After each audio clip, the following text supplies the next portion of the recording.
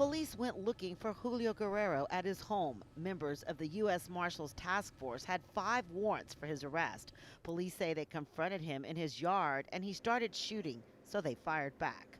Bullets, flying. Sources say 2 officers fired their weapons. Eyewitnesses recall what they saw. Seen 4 or 5 different vehicles come in from the back, and they began to fire. I don't know who fired what or who did what, but I heard fires and I got it and I hid. Police say Guerrero shot and killed a man outside the Tiger Cabaret on May the 2nd. 8 days later, they say he opened fire on a car at this gas station in Dallas. There were 5 people inside, including children. A 3-year-old girl was shot in the head. Police say shell casings from the cabaret killing and the shooting of the 3-year-old girl matched. Neighbors say they were shocked they were living near someone wanted for that kind of violence. It's kind of hard for me to believe. I'm not saying it couldn't happen, but it's really hard for me to believe.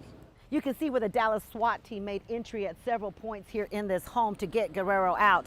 Dallas police are still looking into his past, also looking into why there are so many vehicles on his property that have no license tags. Sources tell WFAA police towed at least 2 cars from the home, including this vehicle they say was used during the shooting of the 3-year-old girl. Sources say Guerrero was also on the radar of DPD's narcotics unit. Chief Eddie Garcia praised his officers' actions. And I'm proud of my officers, and we are very fortunate we did not lose a police officer's life chasing an individual who's causing our community harm. Dallas SWAT used tear gas and stun grenades to try and lure Guerrero. Eventually, they took him into custody without incident. In Dallas, I'm Rebecca Lopez. And about 25 miles west of that standoff, Hearst police were coping with an incident of their own. An officer shot a man who was allegedly breaking car windows. That suspect is in the hospital right now, and the shooting is under investigation.